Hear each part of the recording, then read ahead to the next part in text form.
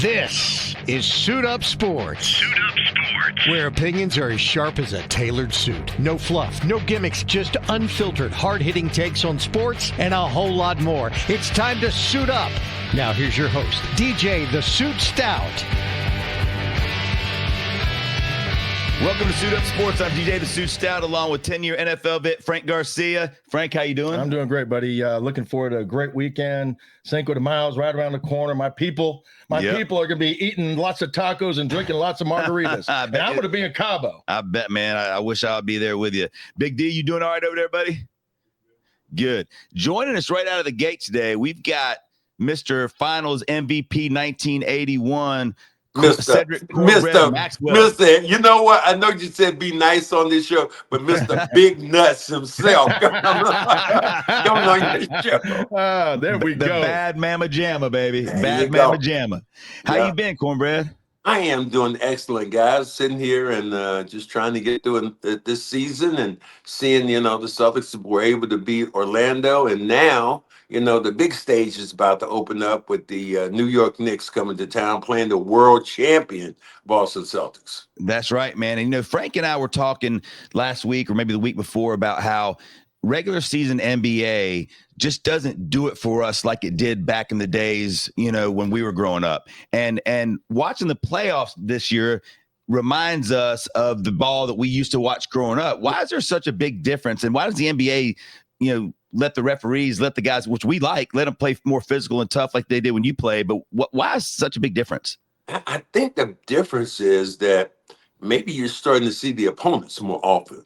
When you're familiar, when you see a team the next day and the next week, and then, have a 7-game series, things start to get a lot more chippy. It's like, playing professional football, these guys only see one team, might see a team twice if they're in your division and you get chippy with them. But when you see a team for 4, 5, 6, 7 days, then you really start to get annoyed. And I think because of that, the physicality becomes a lot more. I wish that they called, and I've gone to the officials from time to time, and I'll do this, this year. I'll walk up to the officials and say, thank you for letting the NBA be what it was like when I played. And they'll all laugh. And I was like, well, the physicality now, ain't nobody jumping back. Ain't nobody taking these cheap fouls or, you slightly hit somebody. You got to draw a foul now. And I do like that. Well, you make a great point, Cornbread. And I tell you, I never really thought of it from that standpoint. I thought it was more because of as many games as these kids play through AAU growing up. They're used to, maybe getting beat and, kind of finding a way to keep their best players reserved and then, coming back strong for championships and things like that. With the amount of games that these kids play growing up, I thought, but you're right. I mean, I remember in training camp, when we knew that training camp was about to be over because there'd be fights every day. Mm-hmm. And it's because of the familiarity and you get pissed off and ticked off at the same things. This guy's giving you that extra shove and you just get fed up with it. And, I never really thought of it at that point, but that's a great way to look at it for the NBA. But I look at the AAU and all that stuff. To me, is done as good as it's been. How much harm has it done? Because one thing you have is guys who are familiar with each other. They happen to like each other now, which pisses me off. I would have never changed jerseys with Magic Johnson after we lost or won or James Worthy. No, I wouldn't do that. So I think that because these guys like each other, they have the same agents. The telephones have done damage because now, hey, dude, I'll call you up, or my wife likes your wife, or family stuff. When we played, nobody knew each other, nobody liked each other, weren't trying to get familiar, and you played that one game, and you were playing for what we considered big money at that time. Right now, how do you get a guy like Jason Tatum, who's going to make about $50 or $60 million this year from just salary, to get him motivated to go against a guy and you're going to get $1 million. $1 million for these guys right now is like peanuts. It's like what you used to pay me back in the day when I was on your other station. Peanuts. Like I was at the circus. That's where I was at. So yeah, it's different. Cornbread, you bring up money, and before we dive in too deep with the playoffs and all the games and series and your Celtics, let's talk a little bit about the NIL and what that's doing to affect college sports and how that's turning into the entitlement. We've seen it, maybe carry over, to basketball, but I think the bigger part about that is the NFL and college football. But, in basketball, it also has some impact as well. Yeah, it really does. I mean, you're talking to somebody went to school 1973 at UNC Charlotte. What they gave you every month was a $15 laundry check. Look, $15. 15, and I thought I was on who's the next millionaire when I got my $15 laundry check. I don't like what it's done. And here's one of the things that somebody was talking about, which I think is so crazy. The fact that you can be a free agent twice during 1 year when you're talking about that kind of money. Well, I don't want to go here now, and I'm going to stop here. I mean, when you go to school 4 years, you got to go to 4 different schools and play the same calendar year. That to me is crazy. Yeah. I mean, they've let, I agree that you had to give the players money, but they've let the inmates start to run the asylum now. And that to me, that's a little crazy. Matter of fact, the fact that I don't know any college basketball players anymore because I can't get familiar, because by the time I learn a guy, he's already in the NBA or gone to another school. Only one I knew this year was the kid from Duke. That was it. I didn't know nobody else in college basketball. The kid from Duke, and that was it. Yeah. And if he decided, I'm not sure if he said it or not, but if he decided that he wanted to go back to school 1 more year and get that money and stay in and only have to play 40 games, man, he would turn the basketball world upside down. He sure would. If he decided, he'd be Mr. Big Nuts himself if he decided to do that. Yeah, he would. And just talking about your $15 laundry check at UNC Charlotte, that's a school that has really been hurt by the NIL because they don't have the funds to keep up. And just this past NCAA tournament, they had 4 kids that were at UNC Charlotte who are now on other teams playing in the tournament, and it's really hurt a team like that. I mean, matter of fact, we may need you to get a hat or a bucket and walk around that Celtics locker room and take a collection for UNC Charlotte's NIL initiative. Get Tatum to throw that $1 million he's gonna make in there, since that's peanuts. But we need some help. They need some help, man. It's killing a school like that. I mean, it's gonna kill all those mid-major schools. It's gonna kill all of them, because now what happens is the major schools go in and they're like vultures. They come in and they grab those players off those rosters. They pay them more money. Would Cedrick Maxwell had stayed at UNC Charlotte, if in fact that money has been available and he could have went someplace else, I was gonna leave my junior year and go down to Clemson, and decided at the last moment, because my coach got wind of it, Lee Rose, and he damn near cursed me out. I decided I was gonna stay. He's told me, if you go, I'm gonna have you investigated, because my former coach, who was down at Clemson, decided he wanted me to come with him. And I wanted to be playing the ACC. So yeah, it's done so much harm to a bunch of the smaller schools. How do you can't get a foothold, because by the time you get or develop one of your players, all the money and everything you put into them, that player's gone. Yeah. Well, you talk about name recognition and likeness and things like that, in college basketball, and I can agree with you completely. There's about a handful of kids that you might be able to follow for a year, and then they go into the NBA. But also the influx of European players, from across the seas.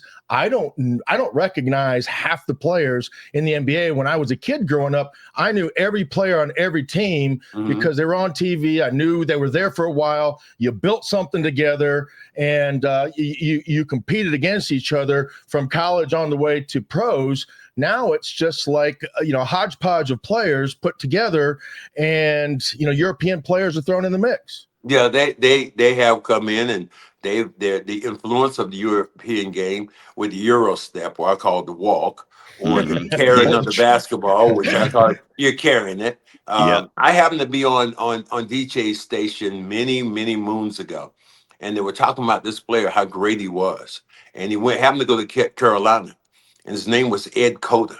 Yeah. And everybody was like, "Oh my God, Ed Cole, he's not." And I got on with this guy, Mark Packer, and he had the Pac-Man show. And Yep. I said, let me tell you something right now. And it was the day before the draft. I tell you what, if Ed Cole goes in the first round, I'll walk the damn Gastonia. And the phone lines lit up. I was like, you don't know that, you might have your favorite college player, but what you don't realize is that he's competing nationally. He's competing right now in the world because now people are grabbing people from Europe. They're grabbing people here. They're grabbing people there. So you might think he's a good player. Even look at LeBron's kid right now. LeBron's Hmm. kid right now. That's a total mess. And our guy JJ Redick, boy, he's in the poop house right now. Yes, he is. There's going to be there's a lot of angst with what's going on right now with JJ Redick. And Yep. then I think one thing that he did to me really wasn't as smart, and he wanted to defend himself about not playing LeBron and playing Luca for an entire half and not taking them out, and defended himself against the press.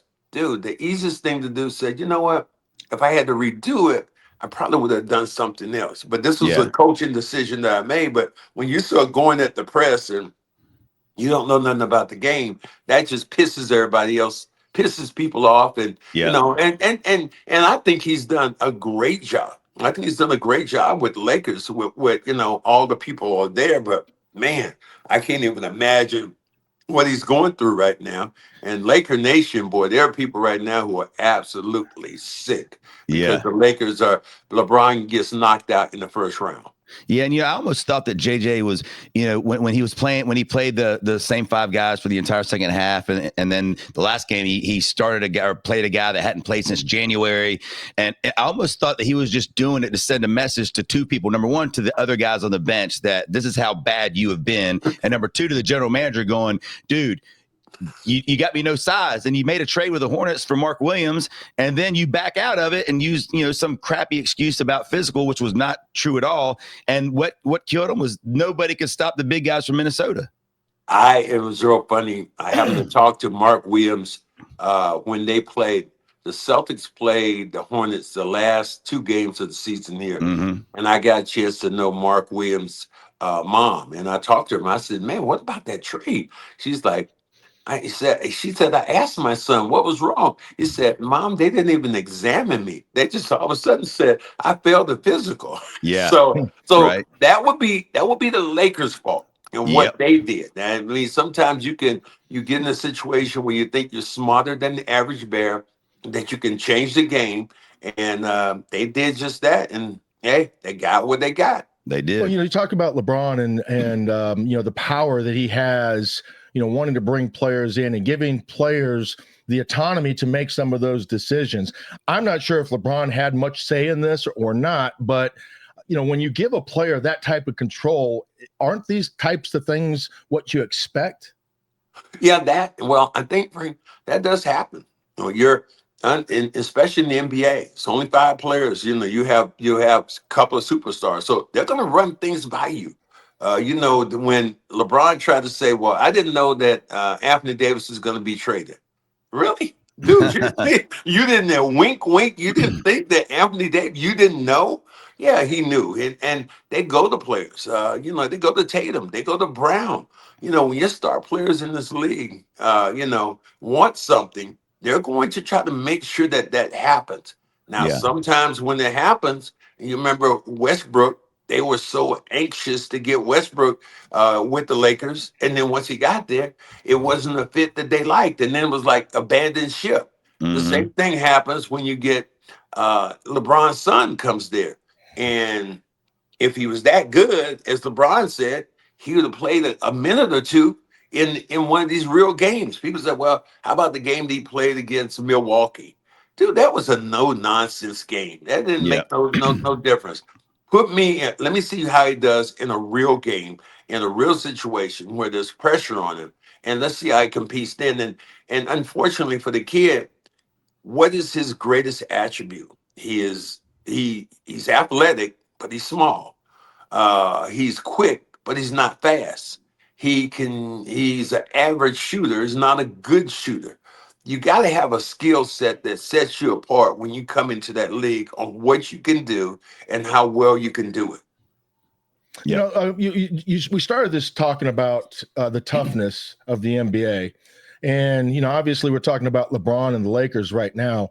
I don't know if you've ever seen those fainting goats, you know, the ones that you scream and they just call it fall over and fall. Yeah, they go to sleep.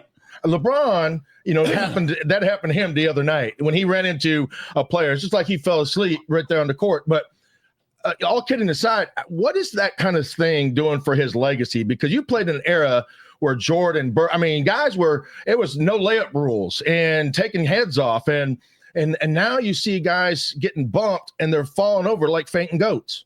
Well, I think what's happened is, Frank, you would say this about LeBron. He's been through so many eras and playing, and he's adapted to what the era has given him or how the rules are. Remember, he played against the Pistons, and they beat him up. They were beating him up. They were fouling him hard, but he was a young LeBron and he could score. I think that the way the rules are now is a bunch of things have changed. And the physicality on almost every sport that we know, unfortunately, isn't what we remember. As a NFL quarterback, I'll talk to you about your profession that you know. NFL quarterback, they might as well be playing flag football now. I mean, because they ain't hitting that guy. You remember when Reggie White and I happened to be on one of the shows with him back in the day, and that was a heat man. When they were coming at you, he would tell you, son, you got to do, you know, Reggie wasn't going to curse, but he would say, son, you got to do better than that. You got to do better than that. And he will give you that bull rush and throw you down. Now they don't do that. And part of it, I understand you're protecting the product. You are doing that. But I think we've gone overboard and it's just hard basically in football because of all the head injuries and all the things you see later on, which is different in football than the rest of the sports. So I can understand you protecting them. But man, when I watch quarterbacks now and I watch old school quarterbacks who got blasted, and now I see guys now, you know, if you go at a guy's knee or if you hit a guy too hard, sometimes these quarterbacks, especially the guy up in Buffalo, you can't tackle him with a finger tackle. Right. You gotta put some wood on him. And sometimes these quarterbacks will embarrass you because they'll run right through your tackle. You think they're gonna slide and they keep coming. So I think the game in many different sports has changed somewhat for the better, but somewhat for the worse. Yeah, let's talk about one series that has been physical. And we talked about all the NBA playoffs so far has been a lot more physical than regular season. Tonight, Golden State at home with a chance to knock Houston out. And Houston's a fun young team to watch. They have not backed down to Golden State. You know, the whole Draymond stuff with those guys. What do you think happens tonight in that game? Well, you look at their coach. Their coach starts out. Ime Udoka, who was with the Celtics, had a bad incident here with a young lady, and Celtics fired him. But you know, it goes down to Houston, and his persona is that of a fighter. And he has those guys. They don't back down at all. And I think they're going to go in. They're going to play hard. It's going to be tough to beat them in Golden State yet again. But man, I tell you what, I love the physicality of these guys and you know, the no nonsense. And you know, you see some of the things right now get a little bit more chippy, like Draymond Green. I can't. I love him as a player, what he does, but when he starts kicking people in the head, man, that to me, you kick me in the head by accident. How your shoes get on top of my head? No, you meant to do that.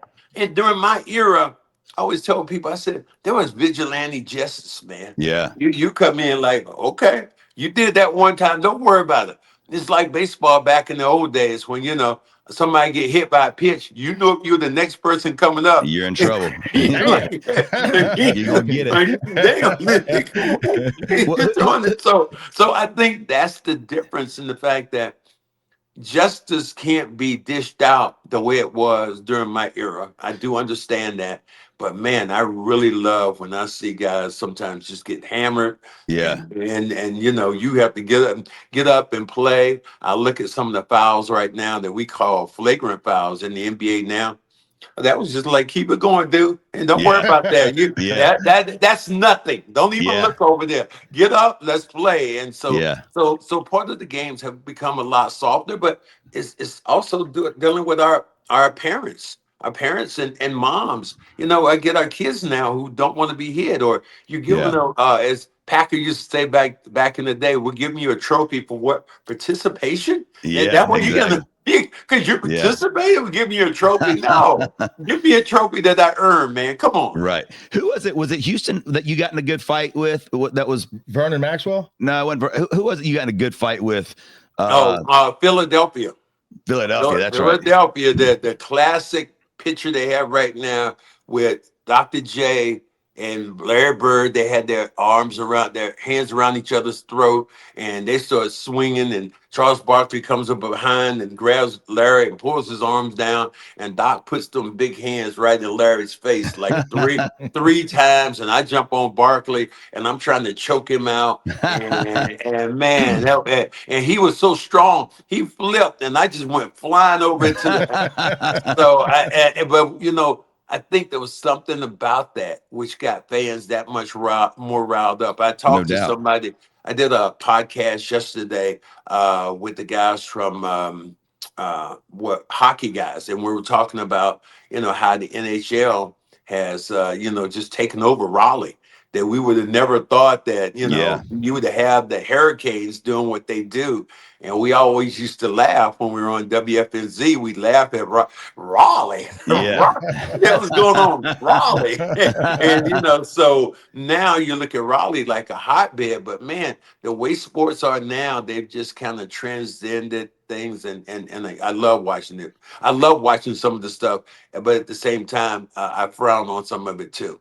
Well, Cornbread, we're starting to watch these series, and the Lakers are out, obviously, but some of Yay! the Hold on, Frank. Hold on. Yeah. Hold on a minute. Let me Hey. take a drink here. Let me take a swig here. Hey, Yeah. okay, all right, LeBron, you're gone. Okay. Yeah, listen, I'm with you on that. I was a Suns fan growing up, and when the Suns got beat by the Lakers, I would root for the Celtics. And your teams back in the day with Bird and Parrish and all those guys. So I was a fan of yours and a fan of the Celtics growing up. But some of these blue bloods, the Knicks last night.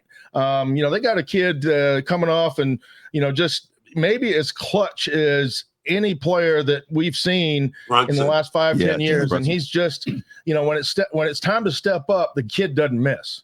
Big head Brunson. That's what you should say. I hate to put a hat on that dude, but man, he can play. He can flat out play. He gets it done. He's tough. He reminds me, and I've said certain players. I've said Marcus Smart could have played during the 80s. Mhm. Brunson could have played during the 80s because of the physicality, the way these guys play, and they take punishment and they keep coming back. Brunson has been really good. And then you look at Karl Anthony Towns, and you say he is not as physical. He's more of like, I want to shoot the jump shot. I want to, be out on the floor dancing around. But that's what's going to be real interesting about this series versus the Celtics. That Brunson comes in, but you got one of the moves that Milwaukee probably wish they hadn't made, getting rid of Drew Holiday, Yeah, no doubt. and getting Dame Lillard. But Drew Holiday is a beast right He now, and the Celtics have. I've said this on air with Derek White and Drew Holiday, maybe the best two defensive guards in the history of the Boston Celtics, and that's saying a lot for a team that's won so many championships. Yeah, no doubt. How do you feel about the other matchups? I mean, I know during the regular season, I think you guys won the season series, if I'm not mistaken. But you feel like you guys should take them out pretty easily? Or you think this is going to be a tough series? It's going to be interesting to see what happens with Brunson. Yeah, because Brunson is tough. He brings it. The first two games will tell the story. If the Celtics blow the Knicks out in these first two games, it'll be over quickly. Yeah. If the Knicks can somehow steal a game, it could be a tussle going back and forth, because when the Knicks are playing well, the NBA is healthier because of that. Mm-hmm. Because of the Knicks and all their fans, and I tell you what, there won't be a whole lot of seats being sold in Boston for no Knicks Right. fans like they did in Philadelphia. But Yeah. man, it's going to be it's going to be interesting because you see all the people from Spike Lee to all the celebrities that they have at the game. And it's just kind of funny, really, to see them. But the atmosphere in Madison Square Garden sometimes turns on the home team because everybody loves playing in the Mecca. Yeah. Where did you see some of the biggest games, Jordan's biggest games?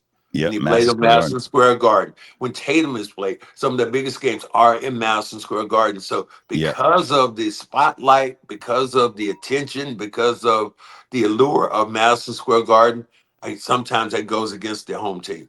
We talked about these college kids going to the pros, early and not being able to follow their career. Jason Tatum, as a Duke fan, I wish he had stayed around for 4 years like Flag, would do for Duke this year. But obviously, that's not the case. And, Hey, well, how about this? Baycock did.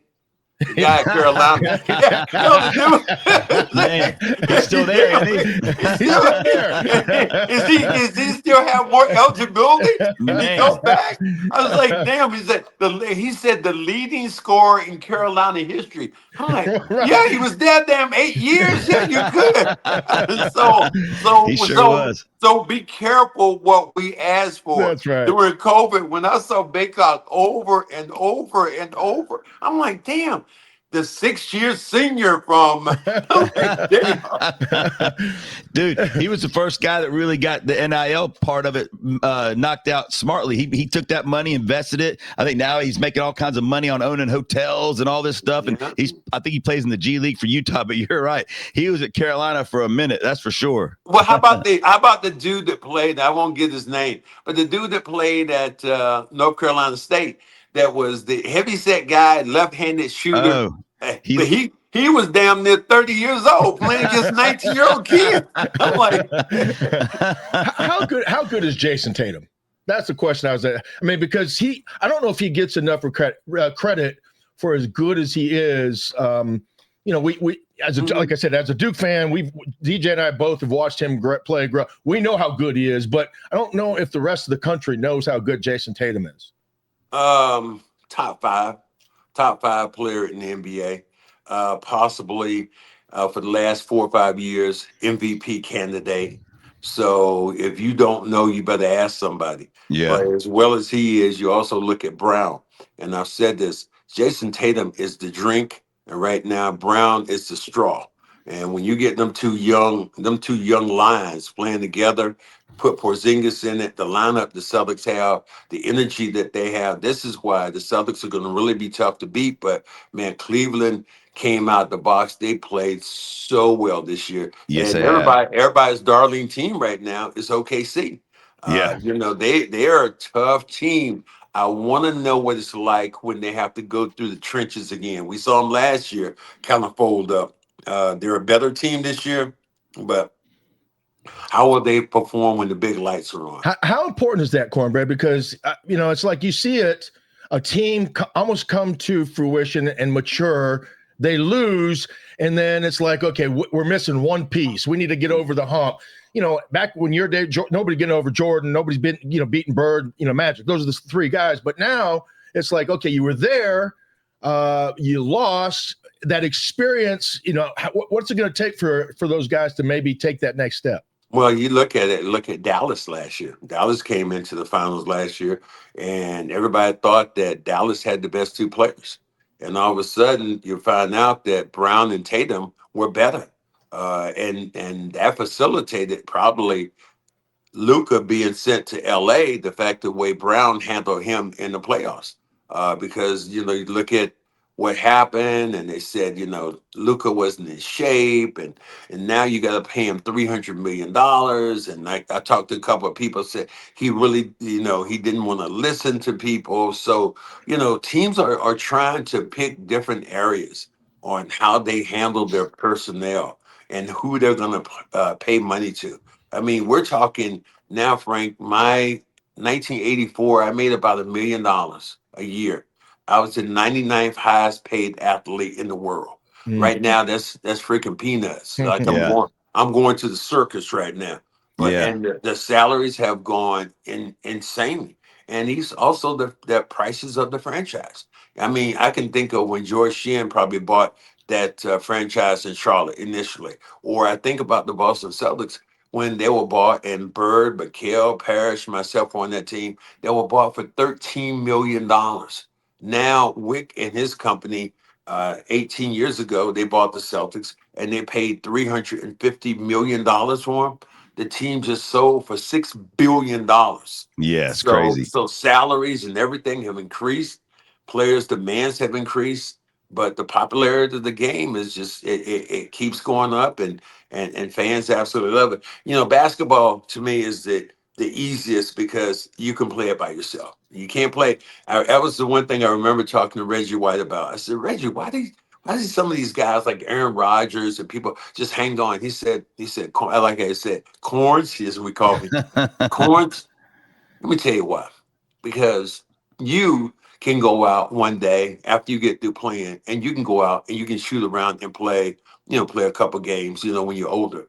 Me, you can't go around and play tackle football no more. That's right. That's right. Once you're done, you're done. You Yep. don't play anymore. You can't go out and put on the pads and do anything like that. No. Yeah. So yeah, that's another thing that kind of comes into play. We mentioned Brunson and how clutch he's been. I mean, some people are saying already he's going down as one of the most clutch guys to play the game. In your career, and even as a broadcaster, I mean, you've seen every player that's come through the NBA in the last 40 years. Give us some of the guys that you played with or played against that, like, if you had to have a last-second shot, you felt pretty doggone confident that he was going to make it. That white guy I played with, named Larry Bird. Yeah, I figured he'd be on the top of the list. They have me on. They have me on this Celtic City, and they talk to me. And I was that prejudiced black guy back in the day, and I'm thinking when Larry Bird came out, and we were all. I was 2 years in. I was averaging 19 points, 10 rebounds, so I was smelling myself. And Yeah. he comes into the gym, and I'm like this. Great white hope. Here we go. And after that practice, I remember going to the first black person I could go to. I know I can't curse, so I won't do that. But I said, you know what? That freaking white guy can play down there. So I think I look at Larry. You look at Jerry West was clutch.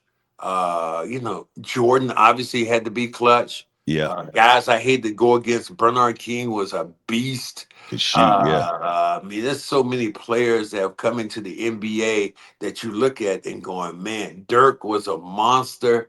You look at the way Wade played, but the game is really just crazy. Even the fact that I look at Donovan Mitchell, who is with Cleveland right now, Yep. the Spider, that's what they call him.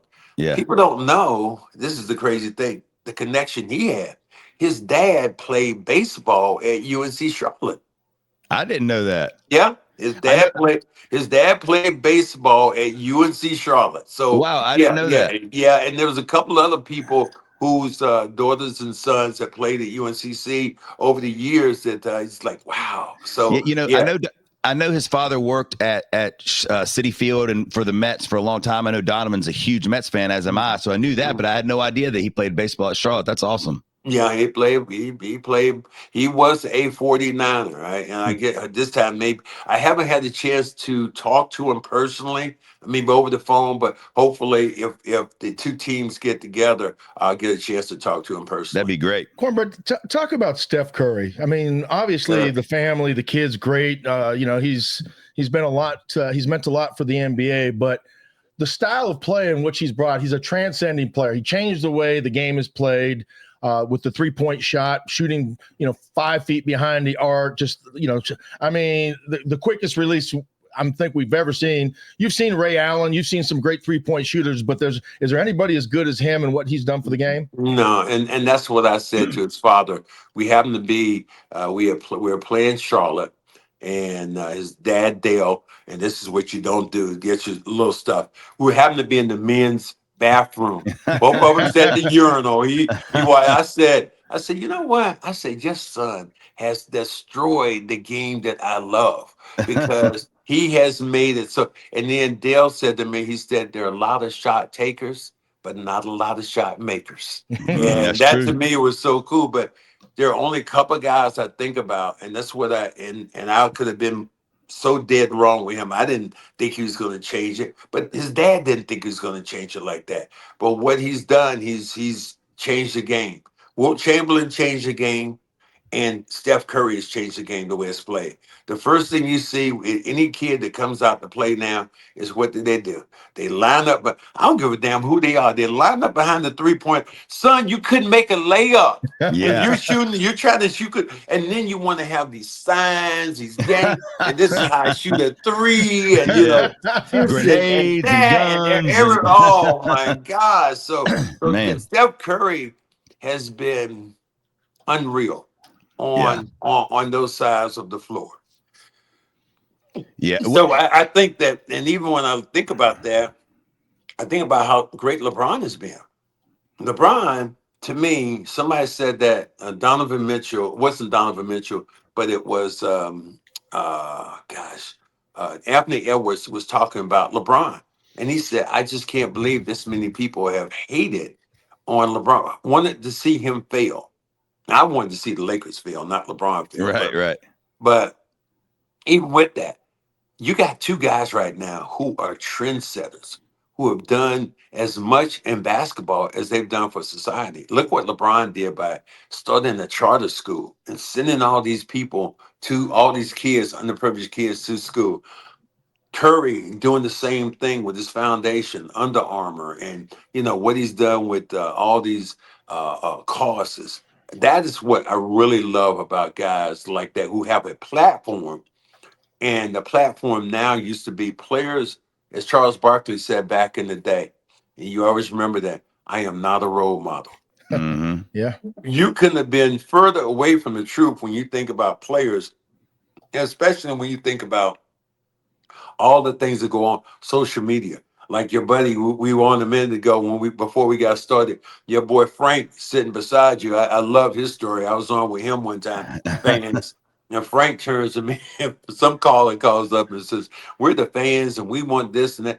Frank, sitting in his seat, all of a sudden said, I don't give a damn about the fans. Whoa, Frank. Hey.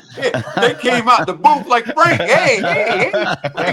I was young. Pac-Man probably started smiling knowing the lights, the phones are getting ready to light up. Yeah, Frank. And somebody, it probably was you, came in and said, Frank.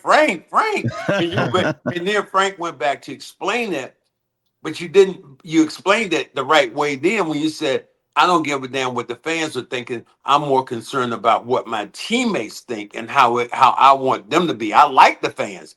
But when you said he didn't give a damn about the fans, DJ about did a cartwheel coming in there. I thought you were Simone Biles coming in the room. Well, it's like one of the first times he was hosting the show, they were on a remote and I was driving in my truck and Frank was throwing it to break and he got kind of caught up. He's all right, well, we're going to take a break. We'll be back in like 10 or 12 minutes or something like that. And I almost had a heart attack. I'm like, 10 or 12 minutes. My God. I remember Gary Williams called laughing like, what, 10 or 12 minutes? My Lord. Or the time when Cornbread was working with us and I was in my office and I had a direct line from the studio to my office. So I heard exactly what went over the air, even if it was dumped. And this caller was all over Cornbread about something. And finally Cornbread said, well, how about this? How about blimp you? And I just went, oh no. And again, I started doing my flips and cartwheels down the hallway as fast as I could. And I said to the board op, did you dump it? And the kid missed the dump.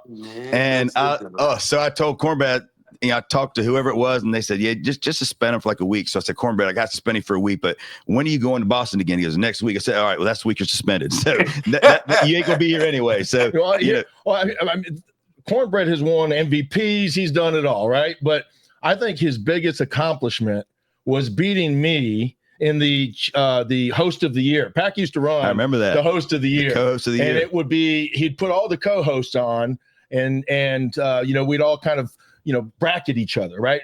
And a Cornbread would be the number one seed, and Jaminski would be the other number one seed. And here comes me out of nowhere, and it was Cornbread and myself in the finals, and he took me down. So damn you, Cornbread.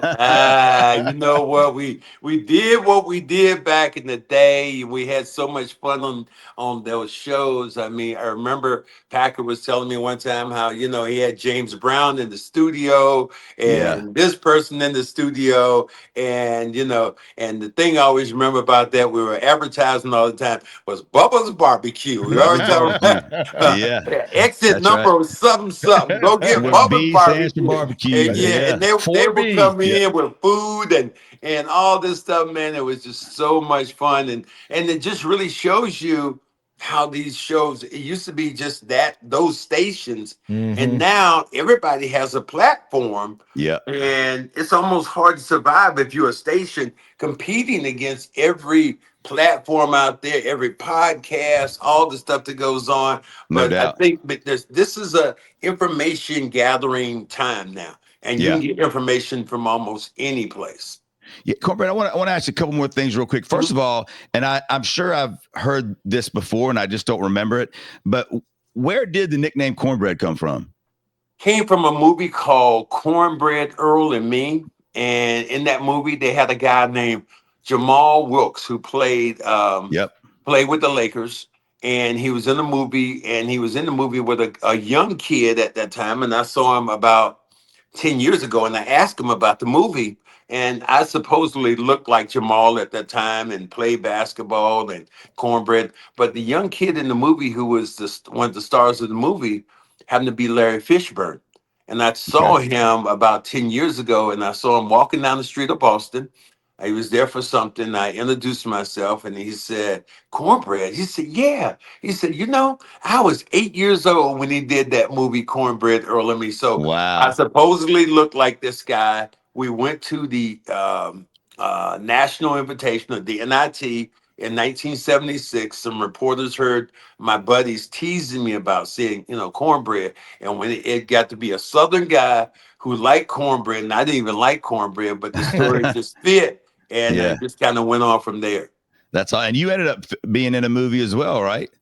I did one called Fish That Saved Pittsburgh. Yeah. I was in another movie, a documentary which is going on right now, Boston with Celtic City, which is on HBO. The thing that really was fun, I think, when I was on 30 for 30, and I got Jason, your guy, Jason Tatum. He was with the Celtics for about a year, but he didn't really know. He would speak to me, but he didn't really know that much about me. And then finally, he had watched 30 for 30. So he was coming out to shoot, and he goes, Cornbread. I said, no. I said, what's wrong with you? He goes, I saw that 30 for 30. Damn, you were bad. You could play. So we relive that, I think, Frank, we start to relive times now where we look back on the tapes and things were, that we've become kind of popular again because people can see you actually play. Hell, my kids didn't think I could play. They're like, damn, Dad, that's you? That's you doing that? Yeah. So now I was pretty good back in the day. I posted up something on Facebook the other day, and it was a good stroke of the ego for me to have some of the people say you're one of my favorite players, and some of the memories we have. But what's the thing you miss the most, Cornbread, about those days? Other than the money? That's my answer too. That starts it out. But I think the main thing that I miss about that, Frank, is the camaraderie. That's what you miss as a player. Even being at, with DJ and working at WFNZ at that time, it was more like being on a team. Had the QCB, had Hayseed, and all these people who were there that I had so much, and it started to be like Mark Packard, started to be like a family. And I remember one day they had me on. I did like 5 shows in one day. They had me on the morning show. They had me on there. I was just substituting. And I remember the first time I was ever on with Packer, that's when they bring you in. They're like, well, we're going to try you out. We're going to see. We'll give you a tryout, and Yeah. we'll see how it goes. And before I could get out of the studio, like, hey, what are you doing next week? And I almost became like a co-host, but it was so much fun. But yeah, I would just say the camaraderie between you and your teammates, you can never duplicate that again. I think that's the biggest thing when I think about being in sports and what I miss. I miss the days of hanging out with Robert Parrish or talking to Larry or talking to Kevin or hanging out with Nate Archibald. That kind of stuff. You lived during that time, and you finally realized, man, how special it was. So that's what I think I missed the most about not being around. See, and here all along, I thought it was the $40 that they were paying you to do those shows. The reason why you kept coming back. Well, look, let me do like this. You got 40? I didn't get that much. Well, you got 40? Well, DJ, I gotta get you. I gotta bill you, okay? Because I got some hours of $40. Really? No, you know what I thought was fun. It was good, some pretty good pocket change. But to me, it was more fun when I would just come back on the show and say, well, we're not gonna pay you. But they give me gift certificates or something. I would. Bubba's barbecue. Well, Bubba's barbecue. I would call Cornbread in my office and I say, hey, look, man, I know we're not paying you much money, but give me some of the restaurants you like in town. Let me try to at least get you some trade at these restaurants. And we would. My God. Cornbread come in, I'd hand him some gift cards or whatever and try to supplement as best we could. But let's end with this because, I grew up in Charlotte my whole life. And, I was going to UNC Charlotte games. Gosh, since I was probably 3 years old, and in 1977 I was 5 years old, and I know we've talked about this before. Cornbread actually had dinner at my house one time, and my mom made dinner. But that team, I still remember a lot of those players, with Donnie Kuntz and Kevin King, and obviously Cornbread Maxwell. Lee Rose was a great coach there. And Charlotte, there's still a nice contingent of old school Charlotte fans. Obviously, I go to a game and I still see a lot of the same people that I remember that my dad, would be friends with going way back into the late 70s and 80s. Give us a great memory of the 77 Final Four when you guys got there and we're so close. I think the memory to me was, first of all, we were excited about going, but we were disappointed about the location. The location was in Atlanta. You see Albuquerque, you see all these different places. We going to Atlanta? we drove down to Atlanta. We didn't even fly down to Atlanta. So that was kind of a bummer. I think just for me, it was actually, for me, the most excitement was essentially putting Charlotte on the map.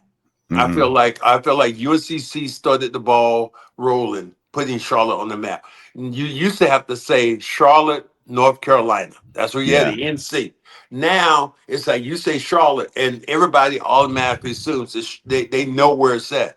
But when we went to the NIT, Charlotte was a big hangout. But then we went to the Final Four, one of the first teams to do that, Cinderella teams. Man, the city was galvanized. People knew Cornbread. Yeah. People knew UNCC.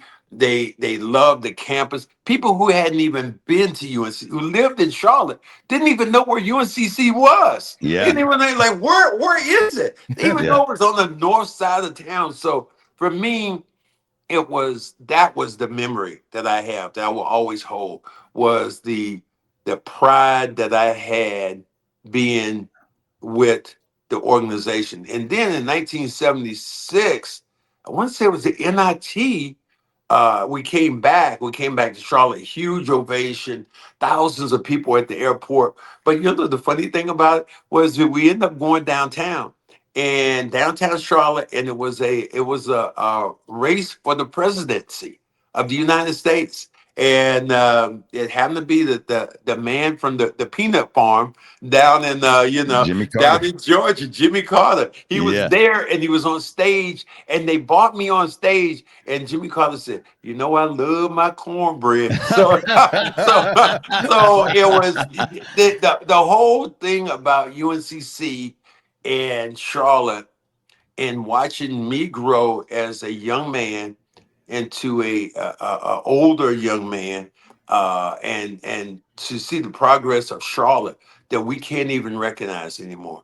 That we start What? looking at Charlotte and we going, oh my God, it was Piedmont Airline at the time. Right. You're the best flight you could get. You might be able to get to New York, but you had to connect every place else. And Yeah. there was Eastern Airline, and then you saw Bank of America grew, and it was used to be NCB. And Yep. so we've just seen just Charlotte just in the skyline. I live kind Yeah. of downtown. They have a townhouse downtown. And man, just see the skyline of Charlotte and see football and see what George Shinn did by bringing that team there. And then you have other teams following. And Charlotte is just one of the best places to grow. I mean, I will always, Kinston, North Carolina is my hometown, but Yeah. Charlotte is my adopted hometown that I absolutely love. Yeah, and I don't know when the last time you were out at UNC Charlotte's campus, but talking about changes, I mean, every time I go out there, there's a new Last summer, building. buddy. How about Last that? summer, Did you believe your I eyes? went to a football game out there, Okay, and I couldn't even recognize the campus. it's unbelievable. And that's what is sad about the whole thing when you say kids transferring. The Hmm. fact that UNC Charlotte is going to have a hard time ever getting back there because of the money and Yeah, kids not staying at school until you have one of these billionaire whatever that left UNCC and puts money in and saying, look, you come here and play. I can't yeah. even imagine, Frank. I can't even imagine, DJ, what the hell it was like if I was a college student as a freshman and I was making $2 million or Oh my, 500,000. All you can see was the word I can see right now was trouble. That's all I yeah. can say. Me too. I You give a kid like that, I can't even imagine giving a teenager that kind of power and that kind of money to oh, be at a school. It's crazy. I had a hard enough time staying in school with no money. I can only imagine what I would have done if I had money. Oh, I good mean, God. man, I can imagine. yeah, I can imagine. Steph Curry just became the general manager of Davidson now, right? So he's helping with the NIL stuff, and then somebody else I think just signed to do the same thing at Sacramento State, if I'm not mistaken. Maybe that's what Charlotte needs to do. Maybe they need to make Cedrick Maxwell the general manager of the NIL and let you spread the gospel around the country and Tell them how beautiful Charlotte is. yeah, because You know what? they need something like that. They need a spokesperson. That is not a bad idea because even now, and no brag at all, but I happen to be the most famous alumnus which had ever went to UNC Charlotte. No question. So I would gravitate towards grabbing some of these people. There was a guy who told me the other day, and they actually, and I don't know his name, but they actually, named a building after him. He put a lot of money into the school. He said, I'm the most popular person, most successful. I said, but you're not the most popular person. I said, you're not the Yeah, most famous person that went that's to it. UNC Charlotte. So yeah, you got if they call me, I'll say that Suit Show was the one that started this down the That's line. right. But I mean it. I think it'd be a great idea. They need a spokesperson and nobody better than you. And you Let's start still have lobbying for that. Let's start signing petitions. yeah, and you still have your hand in the game. I mean, listen, you're touching every player every year that comes in. You see all of them. So That's not a bad idea. I think you'd be a perfect fit for it. One last question before we let you go. And thank you so much, Cornbread, for spending this time with us. But we talked about obviously the Celtics and the Knicks, talked about Cleveland being a tough team in the East. We talked about Oklahoma City. What would be your prediction right now for the championship and who's going to win it? I think my heart and my mind go with the Celtics because if the Celtics are playing on all cylinders, it's going to be hard to beat them. Yeah. The fact that they can change their game. You look at this ugly game that Orlando wanted to have a fist fight with the Celtics. The Celtics were able to do that. If you get a team that wants to outshoot the Celtics have enough shooters. So their adaptability to me. I think if I was a betting man, and I am from time to time, I would Mhm. probably say would be the Celtics. And I'm gonna give you a wild card. I think it's gonna be the Celtics, and I think it's gonna be the Clippers are gonna be the two Really? teams that come together and they're gonna play each other. Because I just, as much as I like Oklahoma, I still don't know if they've been in the bright lights Hmm. to get into it. The Clippers, because they have Kawhi Leonard, Obviously, they have a huge game they have to play, and Yeah. to beat Denver up in Denver with Jokic. But this league is alive and well. And you think about the international players that are Hmm. in this league that now are dominating this league. You think about it this way: two international players in this league. One, Jokic is, and then Shea Gilgeous-Alexander actually is from Canada. Yeah. So I'm not sure if Donald Trump, your guy Donald, might be transporting them out of here. They might not have to show their green cards, We're gonna need to but see they a green might not card. be able to play that long. We'll send tell you what, we're playing, we'll send ICE to their house. I was going to say, Yeah. you said Lee Rhodes was going to have you investigated. You might want to pull that same trick if you have to match up against one of those guys, because Yeah. they're probably the two favorites for MVP this year. Yeah, they really. I think that Shea is going to get it because I think that people are just so tired of Jokic, and he's just been so damn good that it's hard to do anything else. Well, But I got one final question for you.